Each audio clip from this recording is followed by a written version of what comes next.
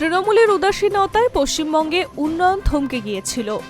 তারা উন্নয়নের একাধিক সুযোগ নষ্ট করেছে। কেন্দ্রের কোনো উন্নয়নমূলক প্রকল্প রাজ্যে বাস্তবায়িত হতে দেওয়া হয়নি। এর ফলে দ্রুত গড়ে ওঠা একাধিক জনপদ অপরিকল্পিত নগর উন্নয়নের সমস্যায় ভুগেছে। আধুনিকতা শ্লেষ মাত্রাটুকু নেই রাজ্যের বহু এলাকায়।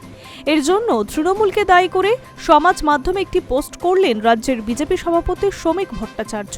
তিনি জানান, রাজ্যের মানুষ রাজনীতি চায় না, উন্নয়ন চায়। তাই আধুনিক নগর ব্যবস্থা কার্যকর করতে অর্থ পরিকল্পনা ও প্রযুক্তির উন্নয়নের কাজ এগিয়ে নিয়ে যাবে ডবল ইঞ্জিন সরকার। বিজেপির নেতা সোশ্যাল মিডিয়ায় লেখেন, পশ্চিমবঙ্গে উন্নয়নের বড় সুযোগ হাতছাড়া হয়েছে তৃণমূল সরকারের উদাসীনতায়।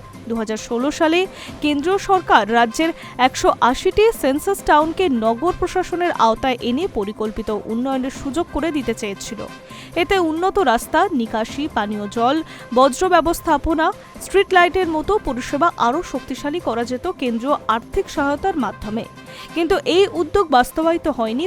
ফলে দ্রুত বেড়ে ওঠা বহু জনপদ আজও অপরিকল্পিত নগর উন্নয়নের সমস্যায় ভুগছে এবং উন্নয়নের সুযোগ থেকে বঞ্চিত হচ্ছে। তার প্রতিশ্রুতি, ডাবল ইঞ্জিন সরকার কেন্দ্রের অর্থ, পরিকল্পনা ও প্রযুক্তিকে কাজে লাগিয়ে পশ্চিমবঙ্গকে আধুনিক ও বাসযোগ্য নগর ব্যবস্থাপনার পথে এগিয়ে নিয়ে যাবে।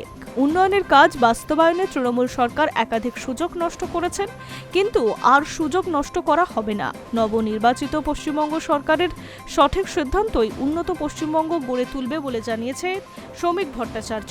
উল্লেখ্য, সরকারি বিভিন্ন কাজকর্মে দলের নজরদারি চেয়েছেন মুখ্যমন্ত্রী শুভেন্দু অধিকারী।